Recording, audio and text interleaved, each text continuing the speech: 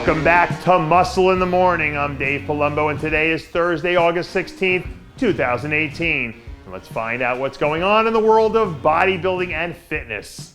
To quote the legendary Jeff Goldblum in Jurassic Park, life always finds a way.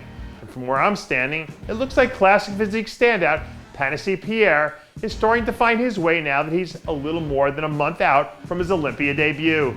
This week we saw some new updates from Pierre and his team that showed the old vet looking like he's ready to show up and kick a little butt at the biggest bodybuilding show on the planet.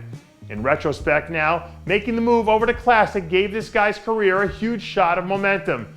So hopefully he can keep riding that wave all the way to Vegas so he can walk out of there with a top 10 placing to add to a fairy tale ending to this magical season. I've had more than a few people come up to me lately and say that they think that the Women's Physique Olympia is going to be epic this year. And if things really start to get crazy up there, it wouldn't surprise me even a little bit if Michaela Aycock somehow found a way to be up there right in the middle of the whole thing.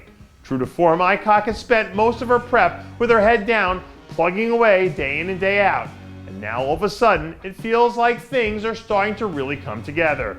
The last few updates that we've seen from Team Aycock have been right up there with the best of the best, which makes me think that she's right on target to come in and be a serious top 5 threat. At her best, Aycock has a sort of compact, streamlined look that can give some of the top girls in the lineup some real problems. So as long as she can stay the course, she has a legitimate shot to be one of the real surprises to come out of the Women's Physique Olympia. Now that we're already talking about women's physique, this feels like the perfect time to show some love to another one of the more underrated athletes making their way to the Olympia stage a few weeks from now. The Russian sleeper cell who goes by the name Valentina Machina. Earlier this week, Team Machina released a few new training clips that showed the second-year pro looking as dangerous as I've ever seen her. To her credit, it looks like Machina's done a nice job of balancing out her look over the last few months, which is definitely going to pay some dividends when she's up there competing against some of the other thoroughbreds that'll be up there on that stage. Every time I've seen her, Machina has been a straight A student as far as her conditioning is concerned. So if she can just cross a few more T's and dot a few more I's between now and September, you never know how things might shake out once the judging starts to get rolling. Does anyone else remember those old Pac-Man machines where you ate that big dot and you turned into that super Pac-Man monster who killed everything in sight? Well, it looks to me like Wendy Fortino must have gotten her hands on some bigger-than-life dots or something, because she is flat out killing it right now. The latest news coming out of Team Fortino is that the 4-time pro champ is locked, loaded, and ready to blast off down the final stretch of her prep.